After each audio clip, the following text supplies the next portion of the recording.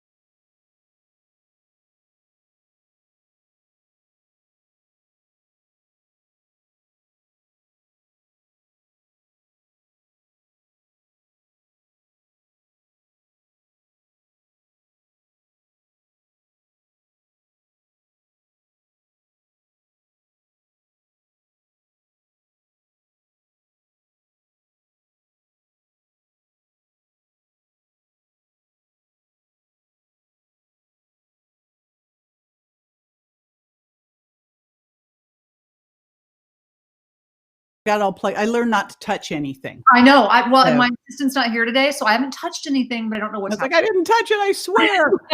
Oh my gosh. That was But I good. love one thing you said. I wonder if it would have been as successful if failure was an option. So let's see. Are we still okay? We can hear us. Yay. Okay. Good job. Yeah. So hopefully we get everybody back on. They'll be back. It takes about 15 seconds for everyone to log. When does your book come out? My book comes out January 5th, and it's already up for pre-order. We are in the thick of it right now. And yeah, Relentless Courage of a Scared Child. So it's been interesting. I think I'm through the hard part. You know, that goes with family when you're trying to write something hard.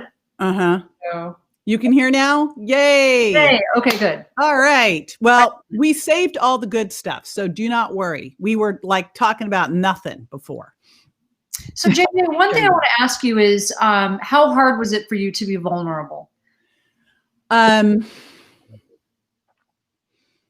I would say that comes in stages. It's interesting. So much of what I was doing in the hospital was not vulnerable whatsoever. I was purely a mom on a mission, man. It's like, right? I was a mom on a mission. I was going to do whatever it took to get there. When I decided to write the book, I didn't really want to write the book, but my literary agent convinced me to write the book because of what it could do. And I'd made that commitment to help other people. My goal, you know, when this thing happened and I was standing there that first night going, okay, Grant, you're going to be 110%. I just got that in my head. I don't know where that came from, but it was like, you're going to be 110%. And I just held on to that as a mission. Part of that is, okay, how could this actually help other people? Because a lot of what I did when we were in the hospital and going through the years of work getting him back, all the way back and then some, I detailed on Facebook, and other people started using the same things. They were doing the fish oil, they were doing some of the smoothies, some of the neurofeedback, hyperbaric, all sorts of stuff we were doing. And, you know, you kind of realize that if you've got something that can make an impact out there in the world, you've got to get it out there. You have a duty, right? Your obligation, like it's an obligation almost. It's a responsibility. The challenge is how much is yours to tell. And what I wanted to make sure when I was telling the story was that I didn't tell things that Grant wasn't ready to have out there yet. So the parts of the story that I told back then, I probably, writing this book now, I would tell even more of the story, which actually takes it to a whole different level.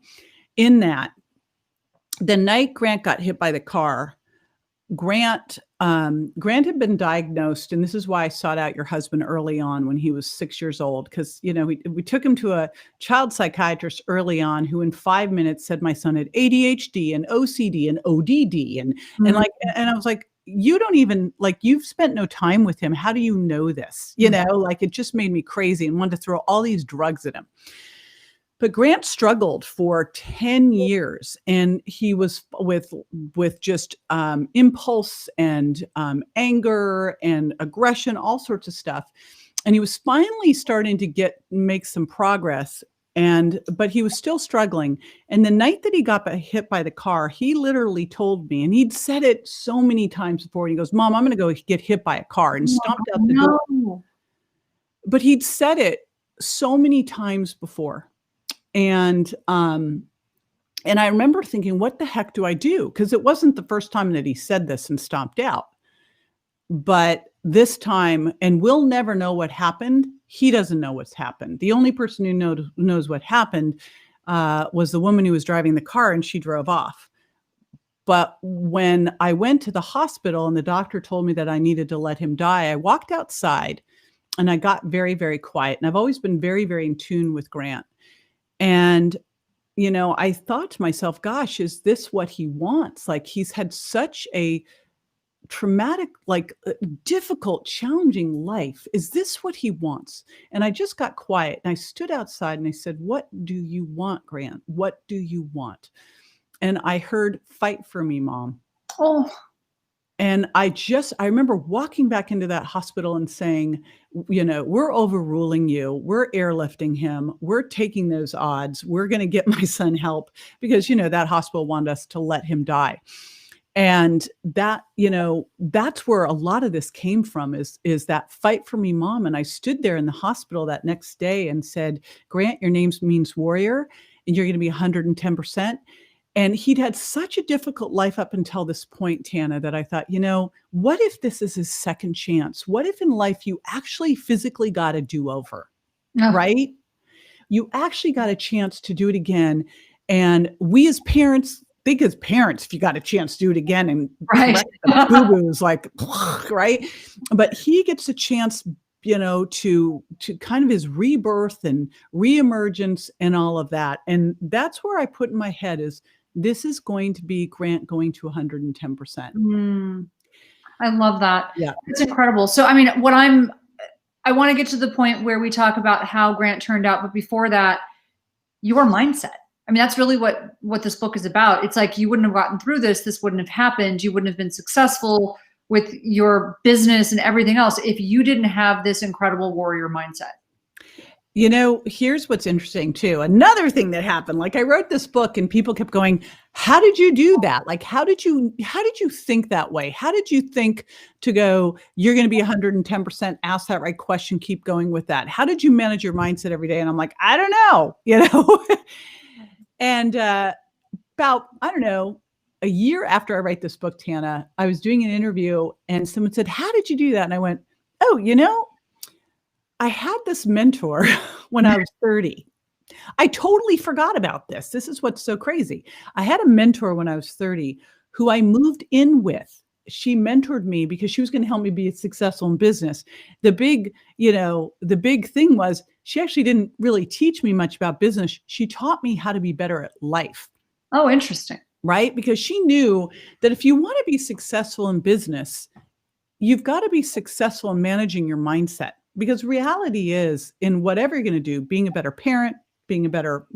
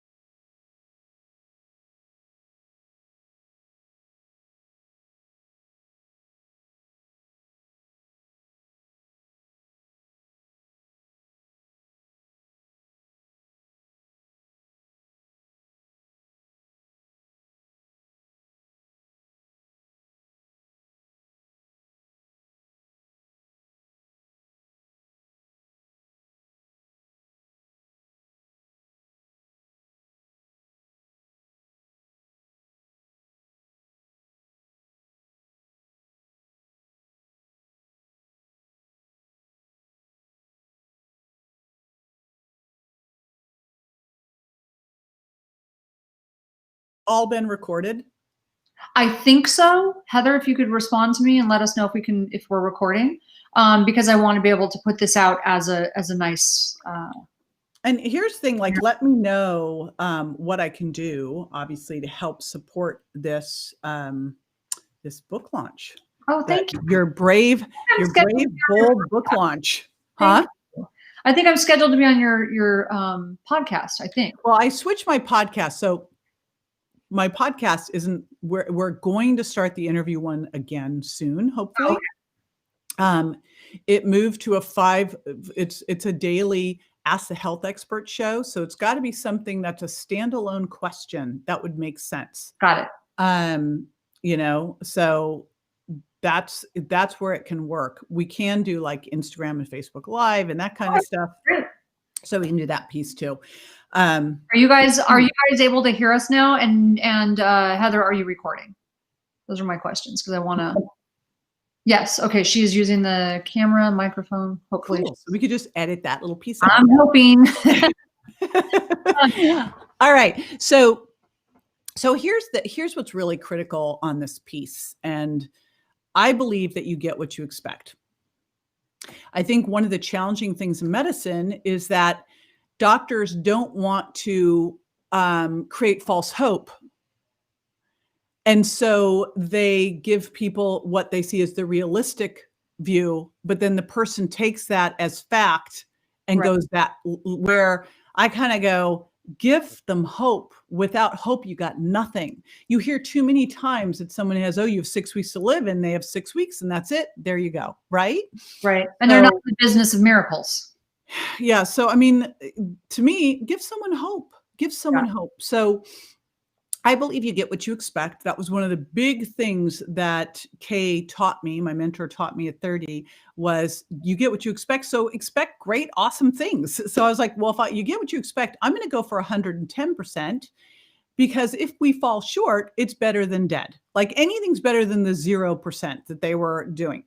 So that's what I went for. And one of the things that I did was very tightly control his environment, just like she taught me to do, where she's like, don't, and here it's like, this has been the worst year for this ever. And I've fallen into it of like, the news. I mean, all the garbage that's gone on, right? Terrible. It's just, But, don't listen to the news. She had me listen to great audiobooks and trainings and manage my friends, manage my environment.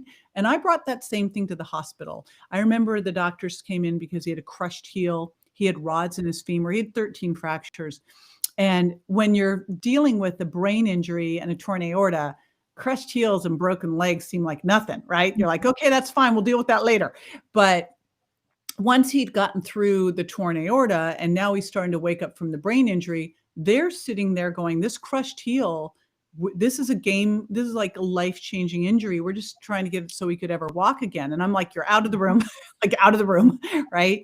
And I said, I want you to think, and I want you to imagine if Kobe Bryant were in this bed, because I'm pretty sure you wouldn't just be trying to get him to walk again. You'd be doing whatever it took. So do the same. And if you can't do the same, if you can't hold that vision of my son running and being athletic, then you're not the right doctors for this job. Yeah. Didn't make me popular. No, popular is not your job. My ex-husband, Grant's dad, was really good at like smoothing things over. And it wasn't that I was in there being bossy, but I was very clear on what I wanted to make sure, that they were doing. And I think it's something very important is you've got to find people that can hold that vision. If you're going to a doctor and they can't hold a vision of, you being healthy, you got a problem, right? I totally agree with you. After working in that unit for so long, I mean, I've seen so many miracles, but that's their job is to sort of keep people realistic. And I agree with you. If you're expecting a miracle, you need to be thinking miracles. You can't be thinking small. Right. I mean, the book was originally called Miracle Mindset because but it turns out miracle can be a very triggering word for people. Right. It's like, okay, but I think, what's the harm out there in holding a bigger vision for yourself and for your family and for the world? What's the harm out there in, believing things can be better, in holding out for, the 110%. Like, you fall short. I kept thinking, if I fall short and I hit it at like 80, I'm good. Right. Like, it's better than 0, I which is totally where agree. we were. And so Grant now, where is Grant? How is Grant now? Okay, this is super exciting, and it was fun when I interviewed Daniel for my podcast for his book. To me, this was like the best book. Like, he's written amazing books, but The End of Mental Illness, that's the greatest book ever, because it really looked at brain illnesses and what could happen. Well, one of the things that happened, my son started showing these signs of anger and aggression, impulsivity, all sorts of stuff when he was young. It just kind of started, and we couldn't figure it out. Like, nothing made sense. I remember at the time, pandas came out, and I thought, but he didn't Yeah. have strep throat. That couldn't be it. Well, a couple years ago, we'd gotten him to about 80%. And again, 80% is way better than 0. Right. So we're